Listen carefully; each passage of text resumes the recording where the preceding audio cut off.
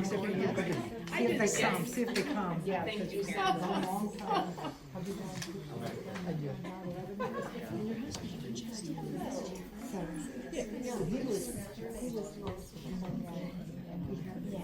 Hi, everyone.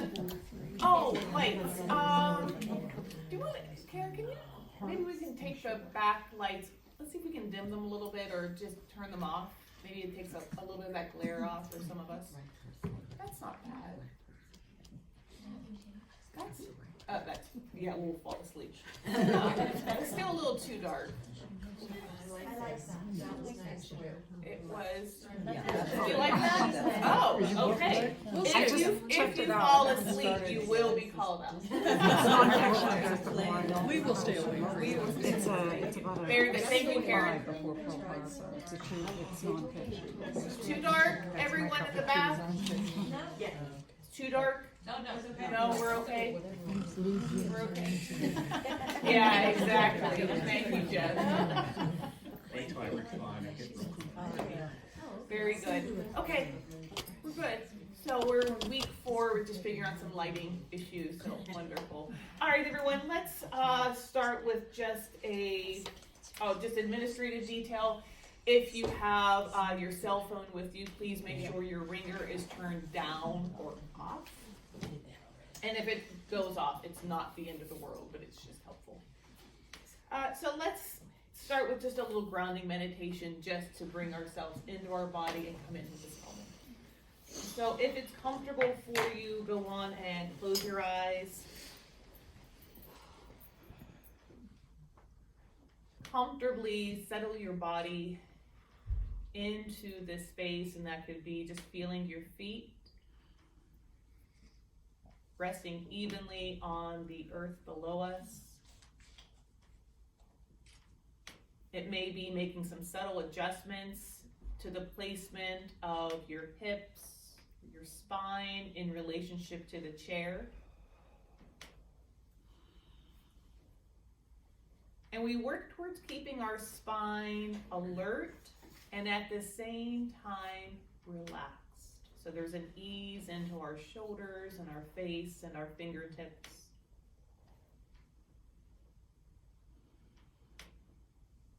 And as we're just arriving into this moment, as we're allowing our bodies to settle into this shared space, just give yourself permission for your mind to be a little wild, going over some earlier details or fast forwarding to later this evening.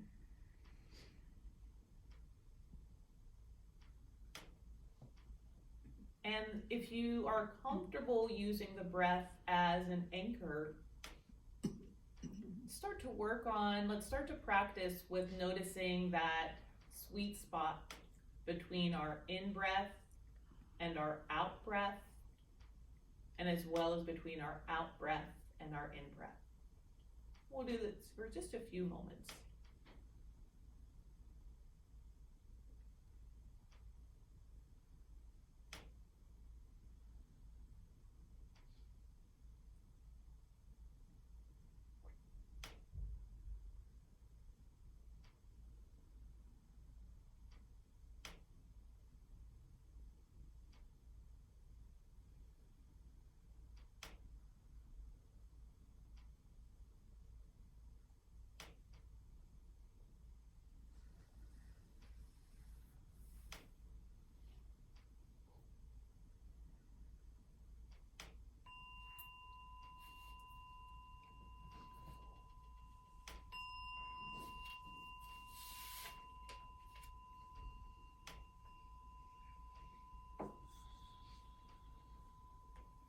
And when you're ready, just begin to feel your fingertips and your toes and begin to open your eyes, and again returning into our shared space. Okay, let's start with our class guidelines. Try it on. Be willing to try on new ideas or way of doing things that might not be what you prefer or are familiar with. Practice self-focus. Attend to and speak about your own experiences and responses. Do not speak for a whole group or express assumptions about the experience of others. Practice both and. When speaking, substitute and for but. Refrain from blaming or shaming self and others. Practice giving skillful feedback. Move up and move back. Encourage full participation by all present. Take note of who is speaking and who is not. If you tend to speak often, consider moving back. And if you don't tend to speak often, consider moving forward. Practice mindful listening. Try to avoid planning what you'll say as you listen to others. Be willing to be surprised and learn something new. Listen with your whole self. Confidentiality. Take home learnings, but don't identify anyone other than yourself now or later. And you always have the right to pass if you don't wish to speak. Okay, so last week I asked that we would do a little question and answer. This week I was going to send out on Monday, don't forget, give me your questions, but someone intercepted me prior to Monday, so we have a question from Anonymous, and we'll go over it as a group today. So the question is, how do you deal with an emotional pain that arises from kind of day-to-day interactions that we view as thoughtless or careless? So again, let me read that question. Yeah. How do we deal with emotional pain that arises from those day-to-day interactions? So we're not talking about big sociological interactions. We're just talking about our day-to-day interactions that we view as thoughtless or careless. Okay? Does everyone are on the same page with this question? Mm-hmm. So let me give some, I'm going to give my perspective and then we'll open it up. So there are a couple of different ways of looking at this. If you remember the story from last week or 2 weeks ago about the two arrows. One is when something is said to you or done to you. That's the first arrow. The second arrow is how do we respond to that? So that's how we look at the first one, is that when we view something as thoughtless or carelessness, that's something that was done to us, but we have the opportunity to say, well, how do I want to respond to that? Can I take a moment? Can I take a breath before I immediately respond, or before I get triggered and go into a tailspin of this always happens to me? All people are the same. So we can take a lesson from the two arrows. We can take a moment to pause, to reflect, and then to skillfully respond. Whether we respond to that person who said something, or we just respond for ourselves and finding ourselves coming back into kind of a neutral space. So not so triggered and not so emotionally drained. We can also, and this is a lot of times where I like to take it, we can get curious about what we're feeling. So someone has said something that we view as thoughtless or just kind of real flippant and careless. And we can get curious about it, of why is this bothering me so much?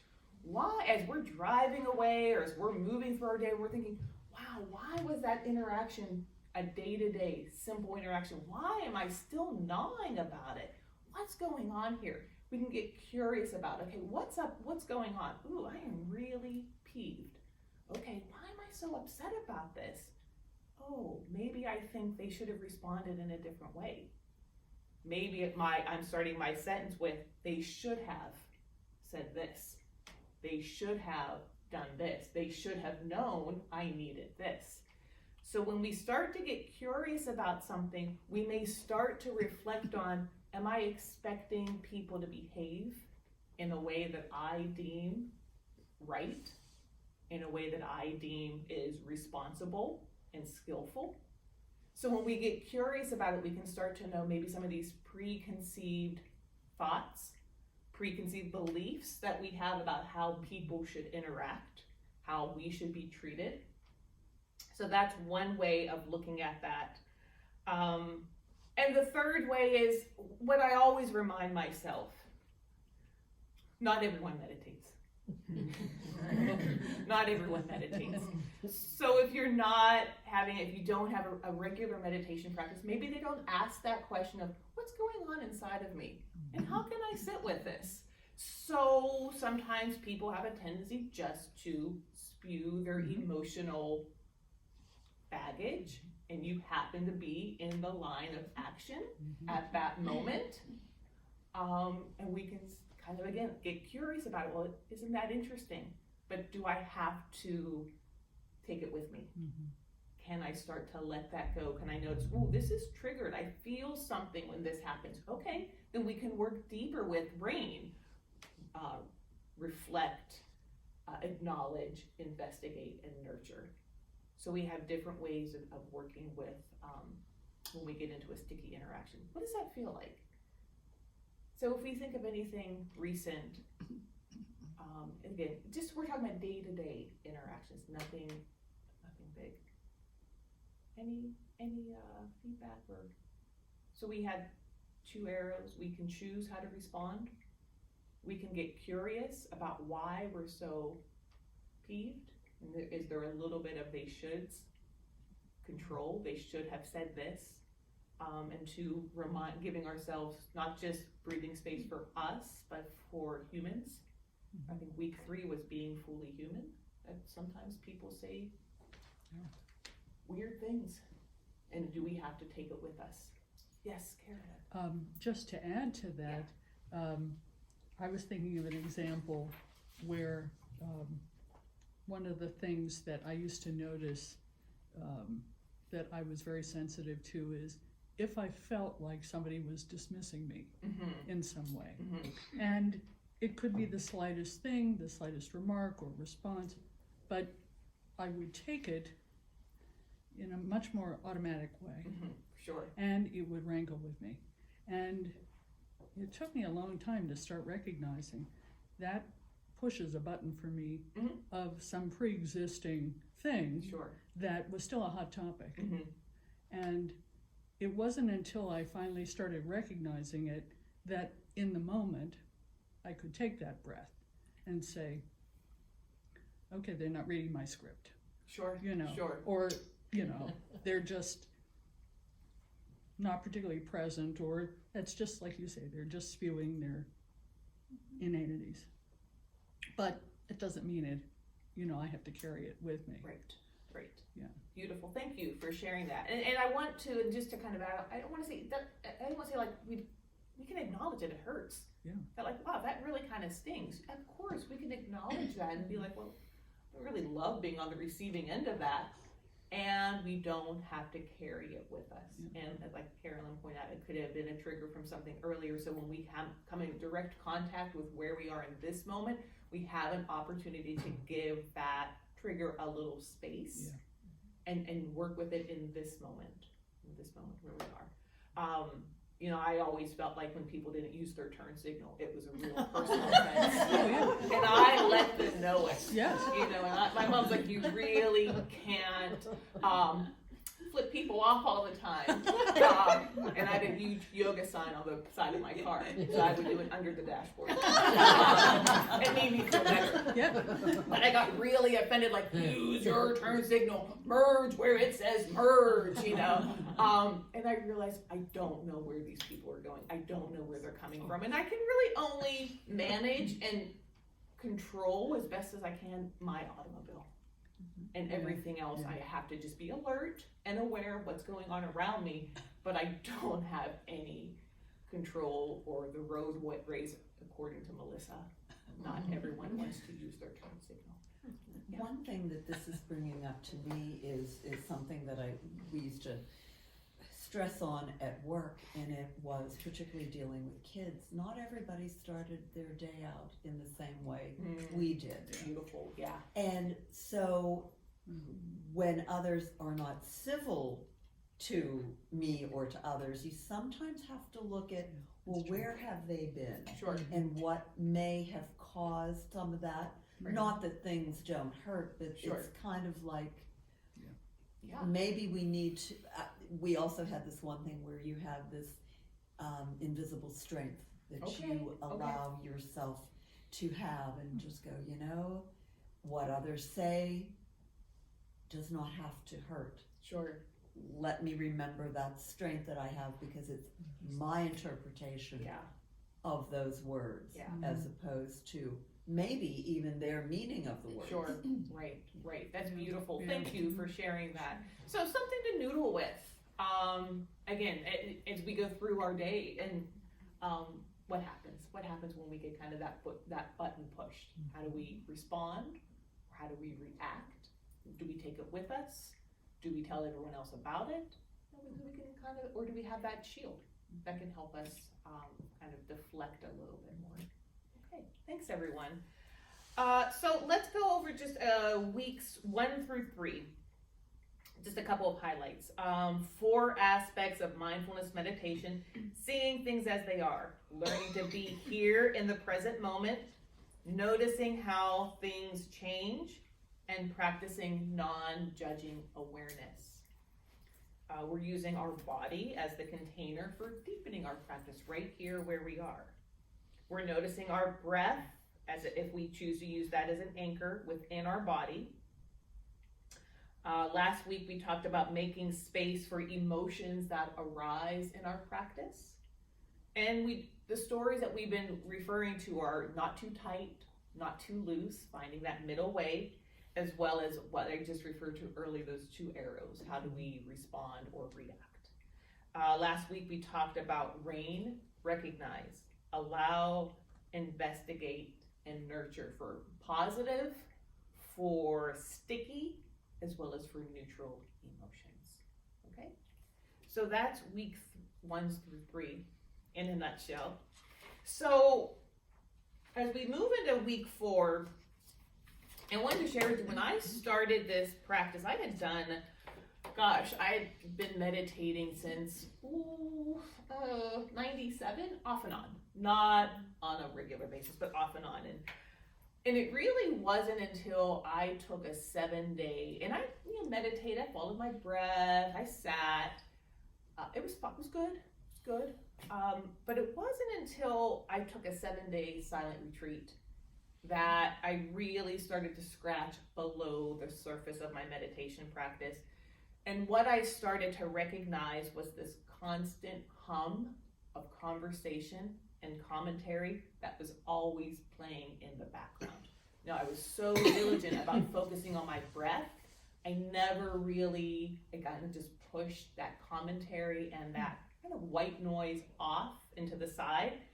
And I thought if I could just keep redirecting my focus to my breath or to my yoga practice, that finally those thoughts would disappear and I would really be meditating. But we know that's not always the way that works. That's not the way that story ends. What I started to realize was it wasn't about getting rid of my thoughts, but it was about changing how I relate to my thoughts and becoming more aware of my thoughts. So I'm going to say that again. It wasn't about changing them or getting rid of them, but more about changing how I relate to my thoughts and becoming more aware that I actually am having thoughts. And this is where we begin the 3rd foundation of mindfulness of thoughts and beliefs. And the subtext is bringing a wise and open-hearted attention to our world of thoughts. So when we think about that, we're like, ooh, wise and open-hearted, so we can have these thoughts and we can still have this space to encompass these thoughts. So if you remember way back in week 1, we talked about misconceptions of meditation. And one of the most common misconceptions was I can't do meditation because I'm not good at thinking about nothing. That's a common misconception. What did we do? We kind of reframed it to look at this from a broader lens so that this problem actually became a benefit of mindfulness meditation. And that was mindfulness meditation helps us cultivate compassion for the thinking mind. It helps us to cultivate compassion for our busy and active mind. So we'll keep throwing out these numbers. Again, there's never going to be a test. There's not even going to be a multiple choice. We know that the average person takes 22,000 breaths a day. Okay. We know that there were over 500 words to describe emotions. And with an average of 60,000 thoughts per day, most of us have a top 10 playlist that repeat over and over and over again. In fact, according to one researcher, and this is the one that, and I couldn't find the date, but he was referred over and over and over again, Dr. Fred Luskin of Stanford University. A human being can have around 60,000 thoughts per day, and 90% are repetitive. In other words, we're in a loop of reruns. So I'm going to read that again. So sad. A human being can have around 60,000 thoughts per day. 90% are repetitive. Yeah. Yikes and wow. Okay. So what do we do with that information? We'll talk about that here in a second. So let's talk a little bit about everyone's thoughts are going to look a little bit different. So for some of us, and this is just a quick list, it may or may not contain how you think, but it's just a starting point. Thoughts that can be words or statements. So we're actually thinking about, we're using words and statements. As I mentioned earlier, that's kind of that low frequency hum, that commentary that's constantly playing in the back of your mind. Tara Brach calls that just below the line of consciousness. So just below that line of consciousness, there's this hum or these ripples of our commentary. And it's constantly commentating on what we're doing. Now I'm driving. Now I'm walking. Now I'm doing this. And it's always kind of commenting on what's happening in the moment, or reflecting in the past, or wondering about what's going on in the future.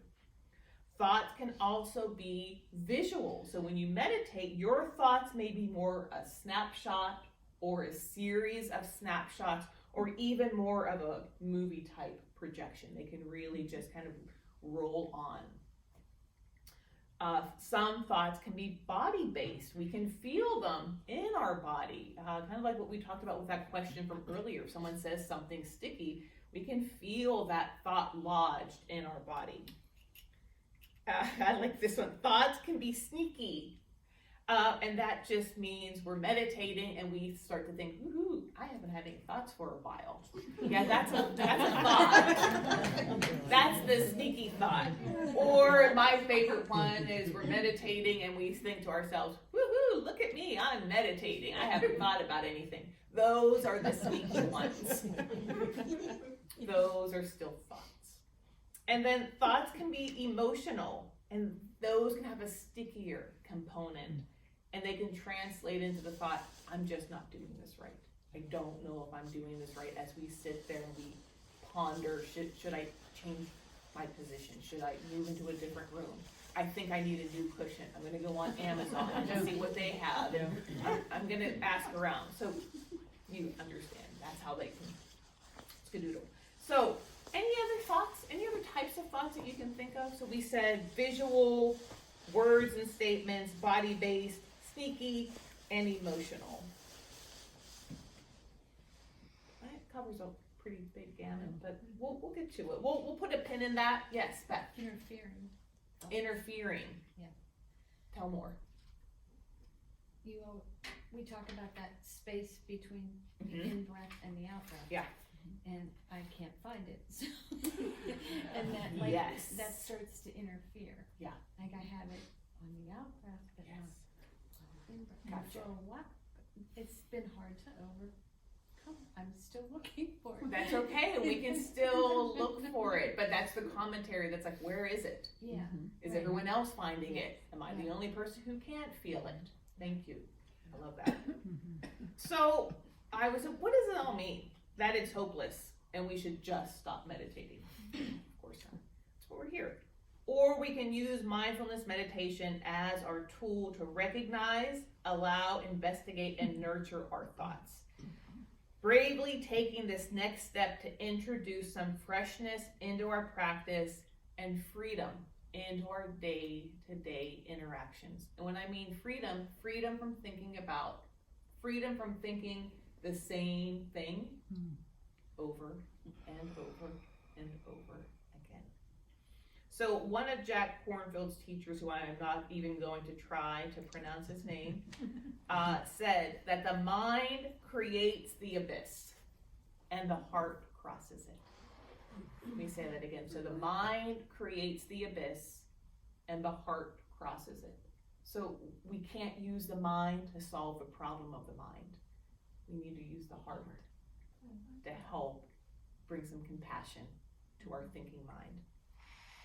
Jack goes a little bit further to say it's possible to see the workings of the mind and yet drop down in some way and hold them with a compassionate, tender, joyful, and spacious heart. That in itself is the true revelation. Could you say that again, please? I can. It's possible to see the workings of the mind and yet drop down in some way and hold them with a compassionate, tender, joyful, and spacious heart. Could that be the pause? It could be the pause. It may be the pause. It's one way of doing it. If you were using your breath as your anchor, it may be the pause. So, and let me just throw this little one in here. You know, I always want to remind us in week 4, we're not trying to get to a magical destination where we stop thinking and talking to ourselves, or we cease thinking completely and forever. We want to get curious about the space between our thoughts. So it's not, maybe not the same. We may not have a thought on the in-breath, and then there's a space, and then there's some thought on the out-breath. So it may not be so sequential, but we can get curious about, there's a little bit of space between my thoughts. So it's very similar. It's the same, which is why we've been practicing the space between the in-breath and the out-breath, and maybe, or not, the out-breath and the in-breath, but to start to find some space between our thoughts.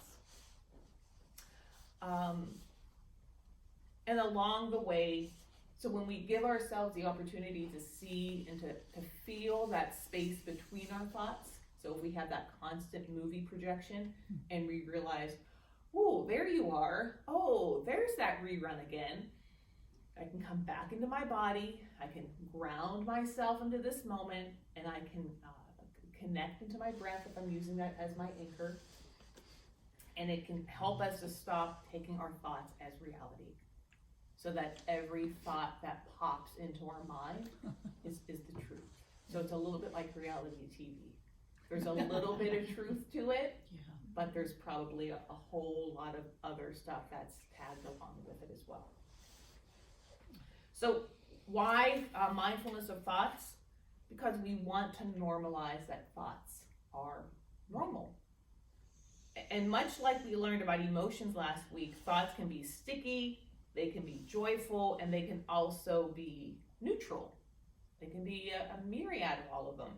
So when we sit and practice, there's an invitation to hold your thoughts lightly. And when I say that, the question I think a few weeks ago was, how do I hold something lightly? You bring a sense of softness to it. You bring maybe a sense of humor to it. And one of the phrases I love to use, I think when I started meditating, it was really popular when you had a thought, you would say thinking. So at some point you're saying it a lot, and then at some point it may get kind of thinking, and it can get a little bit pointed. So I remember taking a step back from doing that, but I still needed something to come back to when my mind went off on a tangent. So I started to use the phrase, isn't that interesting? Well, isn't that interesting that I'm already thinking about breakfast tomorrow morning? Wow. Yeah, I haven't had dinner yet. Isn't that interesting that isn't that interesting that I'm thinking about, where's that swimsuit? Can I have that? But isn't that interesting because it makes you kind of smile. It's a little silly, and it can allow you to come back to your anchor, whether it's your breath or your body. And when we start to hold our thoughts lightly, and I love that this question came at this week, we can do that. We can offer that same possibility to others. So when we have a sticky interaction with someone, we can hold it lightly. Well, wasn't that interesting? You know, well, we may not be there yet, but we can move towards or play with when we have a sticky interaction to say, well, getting it back into our car. Well, wasn't that interesting? Feeling it and trying to move on with our day. So before we start the meditation part of our practice, I always love to throw in this little nugget again, week 4. When we're training the heart and mind, we may believe that we're supposed to wake up from our thoughts and immediately drive our attention back to the breath. And I have put this in the class notes in big, bold letters, highlighted. The breath is a tool to help us steady and collect the mind. It's not the end goal of the practice. So even if you use the breath as your anchor, it's just a tool. It's just a tool to help steady your mind and to come back into this moment, so that it gives us, again, that light touch with the breath. So if we're thinking a lot and we kind of push ourselves back to our breath, but it doesn't feel right, then twiddle your thumbs. Twiddle. Listen to the sounds around you, especially if you're walking outside and you know, wow, my mind is really just raging. Okay, I'm going to just try and listen to the birds around me. I'm just going to, or listen in the fall to the sound of my feet crunching on the leaves. So when we wake up from our thoughts, we can pause and open with a sense of kindness and friendliness and just notice what's here in this moment. Again, sounds, feelings in our body, temperature of the room, any of that. So it's not that the breath is just a tool. It's not the end of your meditation practice. It's just a way to help us come back in. It's one of the ways we have to come back into this present moment. And not every meditation practice, we have to use the breath. So if you want to, you absolutely can. But if you want to explore body or sound, you can always do that as well. So just to recap, by naming our thoughts, we're able to normalize them, hold them lightly, isn't that interesting? And not believe in every single one of them with every single fiber of our body. Okay? And that's how they start to kind of just come in and they roll out. So you hear that a lot with meditation, like your thoughts are like clouds, just going past, just floating by. How do we do that? Because we start to recognize, oh, there's that thought. Okay, I'm going to come back into my body. I'm going to come back into my breath. Yeah. Yes, Dawn. Your thoughts aren't reality, but your emotions aren't reality either. They're not necessarily more reliable. That's, yeah, okay. Where are you going with this? I get a little bit of feeling that we should just trust our emotions. And not trust and thoughts. Not trust our rational thought. Can we hold them? Can we hold them both? Can we not put? That's my point. Just reacting on the way you feel about something isn't necessarily more valid than how you think thinking about it through. That's beautifully said. Yes, it's not better. I'm gonna do my rain practice with this emotion and really get to know it. I'm gonna do my rain practice with this thought and really get to know it. It's fine, but we kind of want to hold them in that same loving space of loving kindness and awareness. We have them, they're there, they're trying to tell us something, so we can investigate it. But for most of us, again, it's 90% of our thoughts are the same thoughts that we have over and over again. It's either telling us something or it's just repeating because there's space to do it. And with our emotions, we think, well, I'm going to put all of my faith in my emotions. they can be the same, they can be triggered from something from earlier. So we get curious about, well, why am I having this thought over and over again? Why is this emotion coming up? So I like that, Dawn. Can we kind of hold them both in that light touch of loving awareness, so we're not putting I'm all about my emotions and not about my thoughts, or I'm all about my thoughts and not about my emotions. There's space for both. Is that hard? Mhm. Okay. Anything else about mindfulness of thoughts before we move on? Yeah, Mary Jane. As far as the flow of thoughts, I often think of negative thoughts, which are not really, it could be any thoughts. Sure. That you're saying. But I think that the point is, don't invite them in for tea. It's Like, or a interesting. stone, Yeah. I have some raspberry, some marbling. Right. And that's the whole, in my opinion, the holding in the. Yeah. thought, I which- love that, and I'm going to give you a little bit of a, and we'll play a little bit on that counterpoint of that. You can still invite them in, but you don't have to pour them a cup of tea. Yeah. You know, it's one of those, if we, and this is one of those parts of emotions and thoughts, we want to start to acknowledge them. We want to start to acknowledge that maybe we're having an emotion that we're viewing as negative. But what about if we sat with it and got curious about it? Maybe it was saying my needs aren't being met. Ooh, I need to speak up next time I'm in this. So it's not necessarily a bad emotion, and it's not a bad thought. It's just an interesting thought and an interesting emotion that we can still make space for. Remember last week when we talked about having that surly child emotion, and we said, well, you're here, you're gonna go along for the ride. So I gave her tea and her snacks, but I didn't expect her to drive. So it's one of those, we don't want to just push them out, like no good vibes only, no negative thoughts. Sure, but they're still there. They're still there. Remember, our brain is like, what is it, Teflon for positive thoughts and Velcro for negative thoughts. Yeah. So they're going to come in. We can invite them in, but we don't have to, we can just get curious about, well, why are you here? What's really going on here? Okay.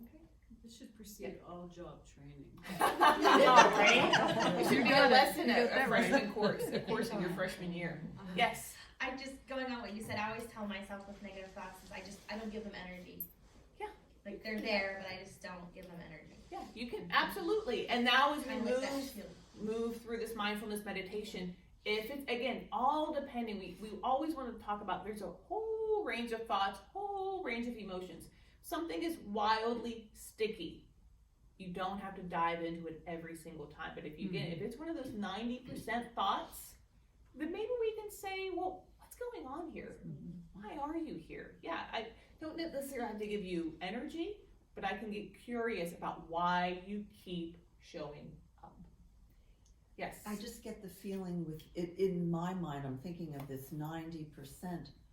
Where do we then, are we able to say, let's not obsess Sure. about one of those? If it's Okay. 90% that's negative or whatever, Okay. I'm getting the feeling that maybe what you said about giving it validation Yeah. and then maybe taking a look at saying, Yeah. let's not invite it in for tea and crumpets. Sure, but we can When still a quick sip of water might move you do along. the trick. You got it. So Diane, I love that because that's going to lead us into our first meditation tonight. So our first meditation is, what's our style of thought? Again, are we a word person? Are we a visual projector person? Are we a embodied person? Are we a sneaky thought person? Woohoo, I'm meditating. Are we an emotional person? So let me just go over a few of these and what we'll do when it comes up. So again, if 90% of our thoughts are the same, are they about the future? Do we have a lot of worry about the future? If they are, we may notice that these stories have a little bit of anxiety behind them. They're a little sticky, and we try to manage and control everything.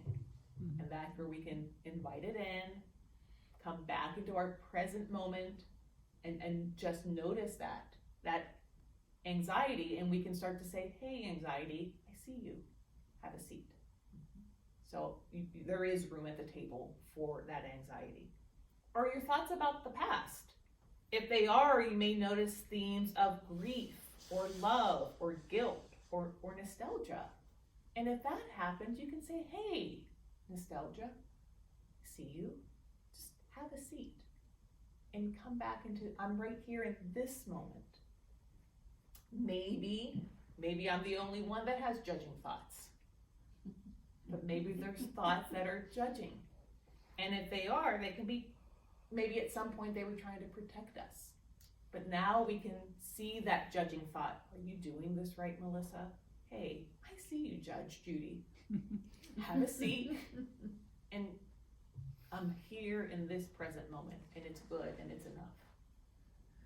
Maybe your thoughts, and so as we become familiar with our style of thought, we can bring that loving awareness to it. And we can name it and with a light touch, as if you were whispering to the mind, hey, judgment, hey, nostalgia, hey, anxiety, hey, planning. All of those, hey, if you think about, what are you having for dinner? Hey chef. And you start to recognize, oh yeah, there it is again. Oh, there's my top 5. There's the planner. There's the organizer. There's the list maker. There's the judge. There's the chef. There's the worrier. They're all there. But I'm going to say, have a seat. Just have a seat, and then let's come back into this moment where I am right now. And when we can do that, this is where we take in week 2, mindfulness of the body, and maybe we notice that sensation. So if we say, ooh, hey, anxiety, there's my old friend anxiety. I see you. Where do I feel you in my body? Oh, yeah, it's that knot in my belly. But I can say, thanks for your attention. You can relax now.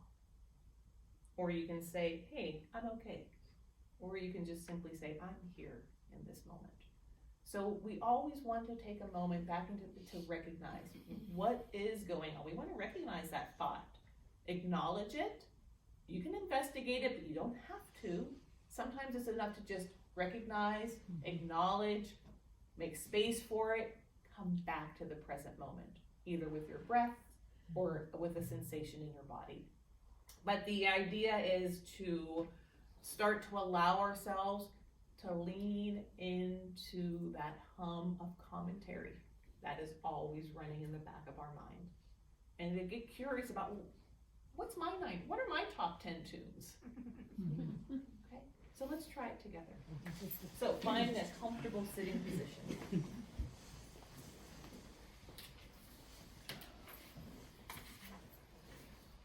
And as always, if it's comfortable, please close your eyes.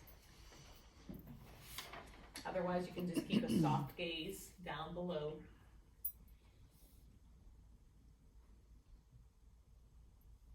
Let's bring our attention to our head, our neck, and our shoulders. Maybe even leaning back, nuzzling down towards our chair if we need to. Allowing our hands to rest comfortably on our lap. We're finding a position that feels good for you.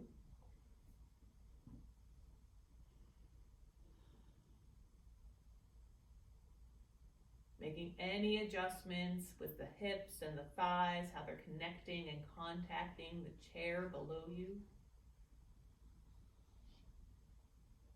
And as well, making any adjustments with your feet.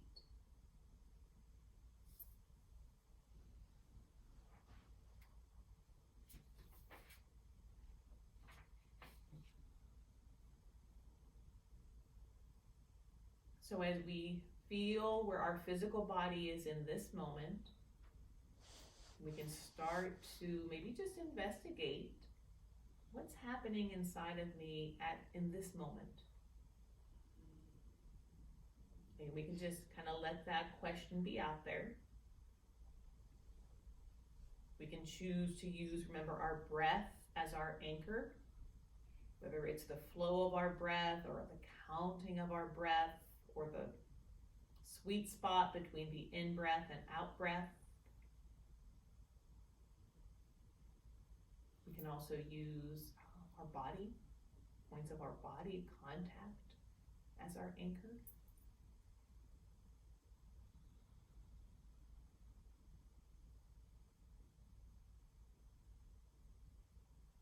And when a thought bubbles up,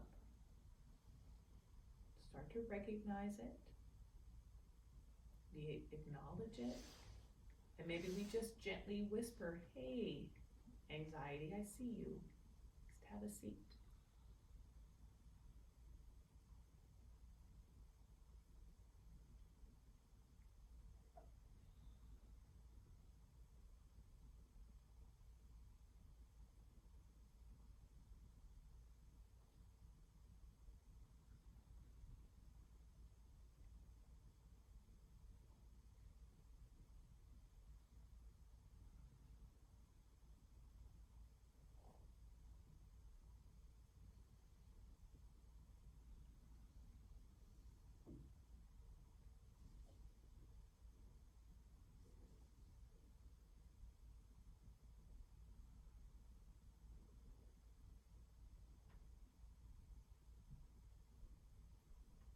If there's physical pain in the body, we can acknowledge that physical pain.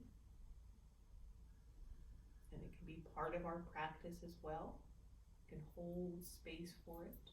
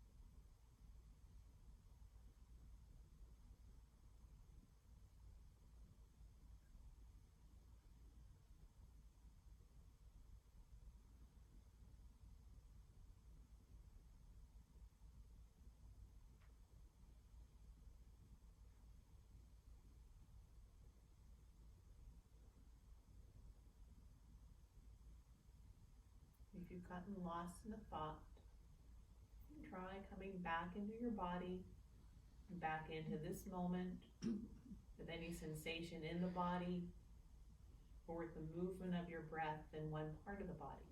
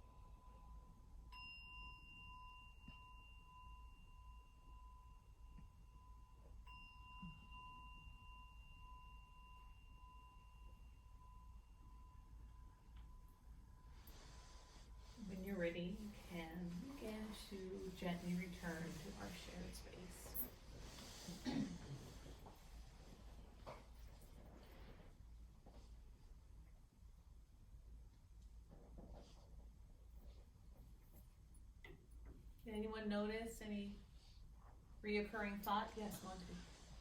I never realized that I had pictures in my brain. I never realized that before. Interesting.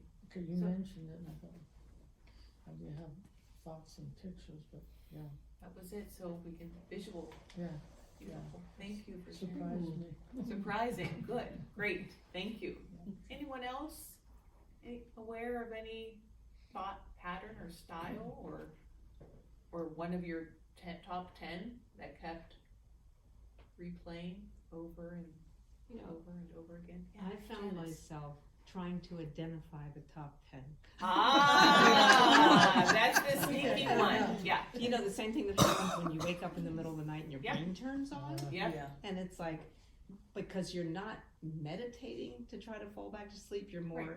mindfulness, yes, Sure, you know, of like course. I'm gonna listen to the air conditioner, the sound of, Yeah, but it's this, it strikes me that it's very much the same kind of situation. Yeah, We same just energy don't behind. talk, we don't talk about it Yeah. with the same language. but sure. It's, and that's not the point of what you're teaching, but can you address that? It's like, so if you're waking up in the middle of the night, those top 10, they can switch on, well, for me. Yeah.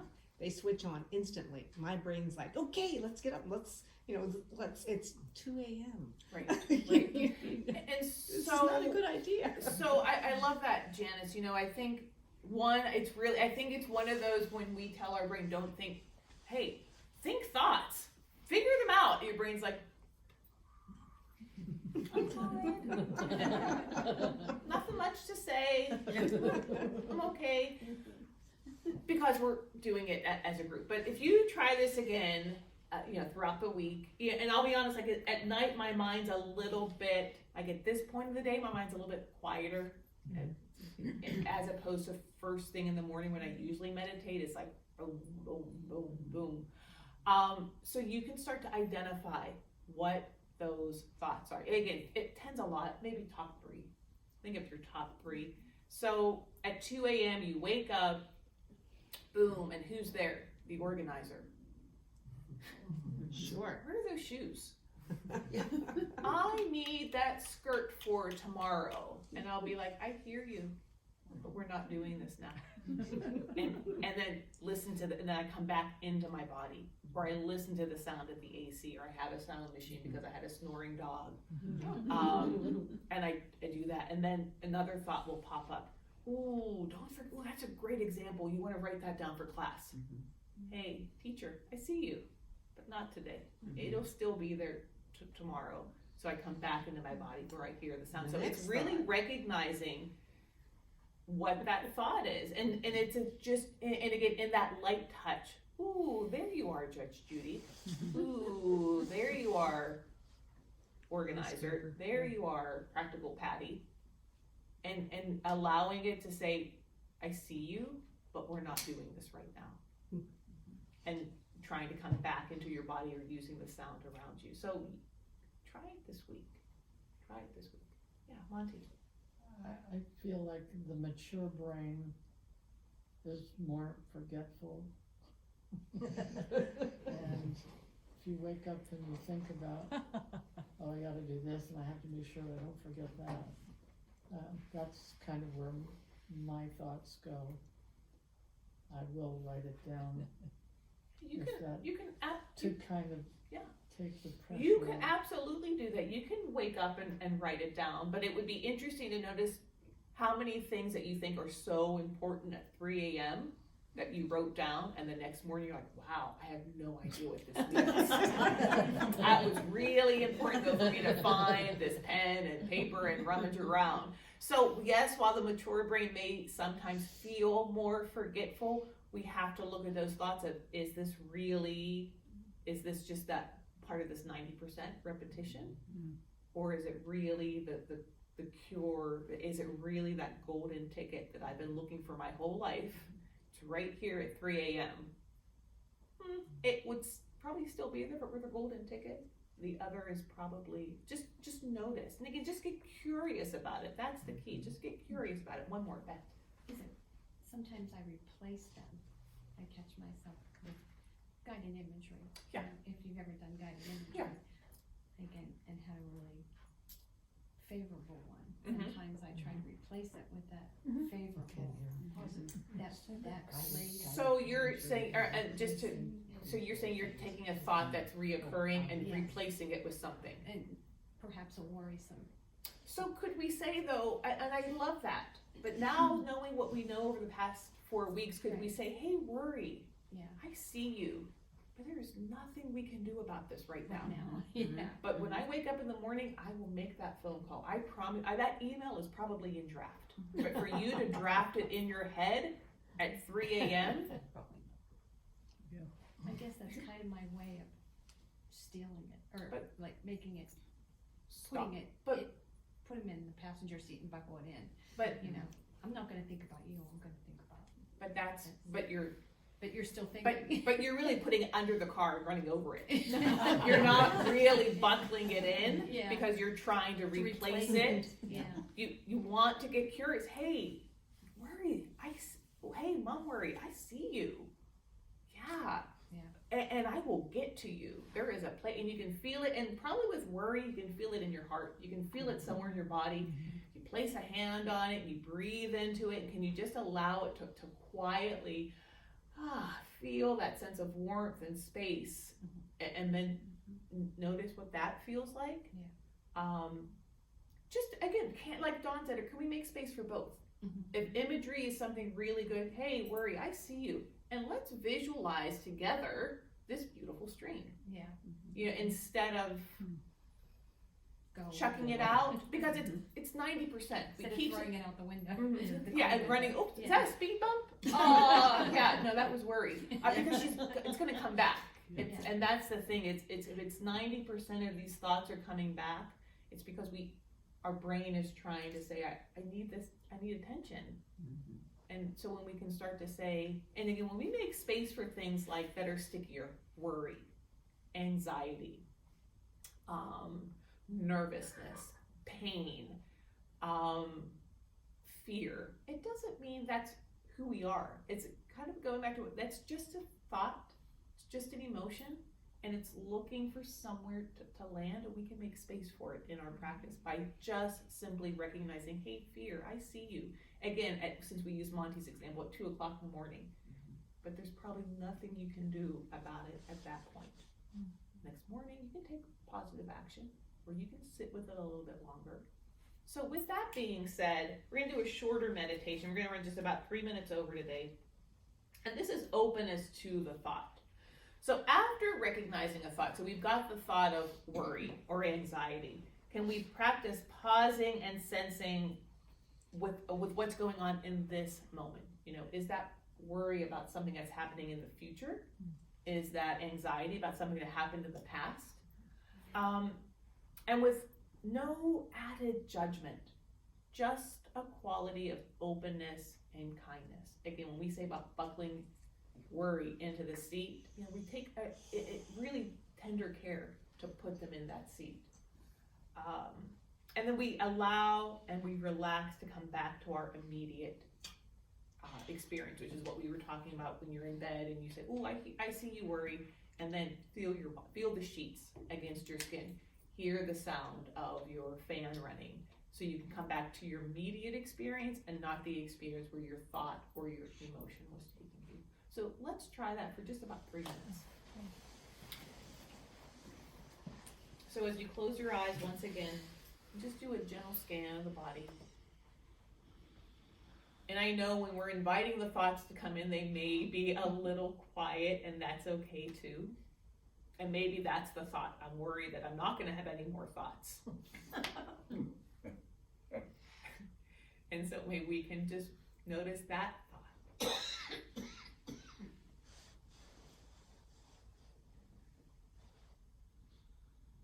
And there's no judgment to that thought, whether we are viewing it through a lens of negative. Can we just view it through the lens of a thought? So there's no judgment. There's just openness and kindness to whatever thought arises.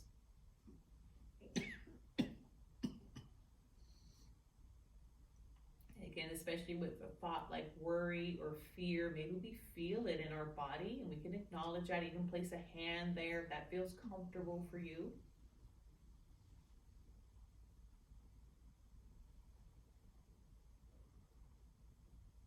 And then notice if we can do that at the same time. Hold that loving space for that thought, and at the same time allowing ourselves to be present with this immediate experience.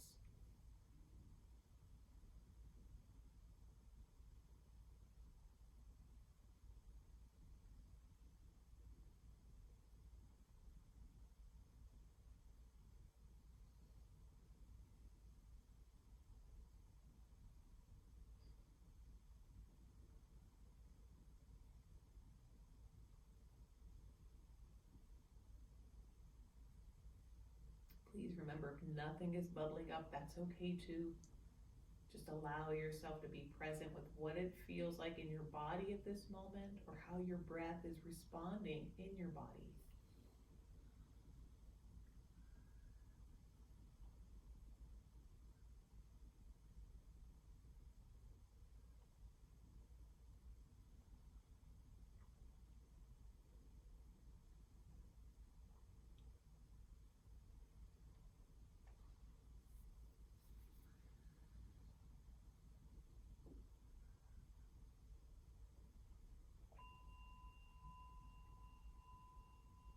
Again, and when you're ready, you can gently open your eyes and return to the shared space.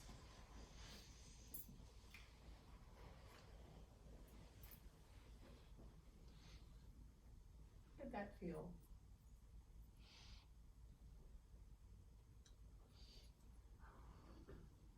For me, it's new. It's new. It's new, the whole idea of space, giving space to things, but not having to solve it, Yes. Yeah, solve it and make it perfect. I love that. Because it's, that's been my goal through life. I get and that's it. So. Beautiful. Thank you, Val. And so that's, and I love that. Can we get curious? That's what the space is. The space is curiosity. And sometimes those thoughts of perfectionism. I've got to get this right. I've got to get this right. And can I get curious about that? Well, can it be a little bit messy? And is that okay? So that space kind of allows there to be a little bit more kindness and curiosity, and sometimes messiness. So beautiful. Thank you for sharing that. So this week, your encouragement: sit daily if possible.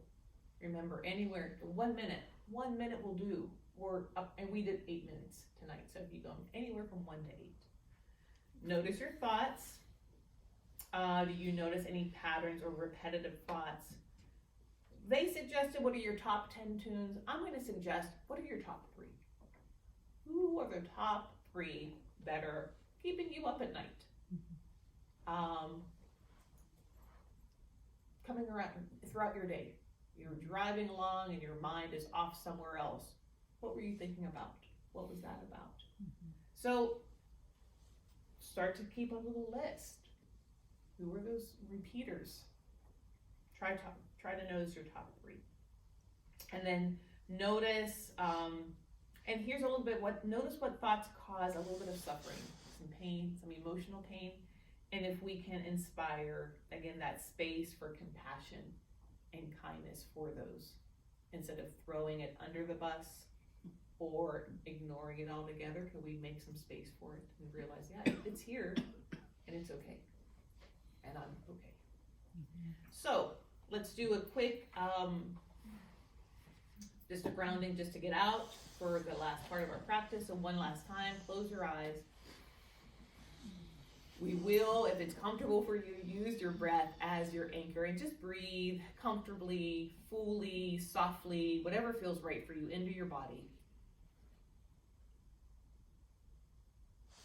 And this really gentle poem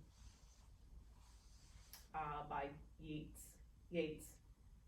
we can make our minds so still, so like still water, that beings gather around us, that they may see, it may be, their own images, and live for a moment with a clearer, perhaps even a fiercer life, because of our quiet, our silence.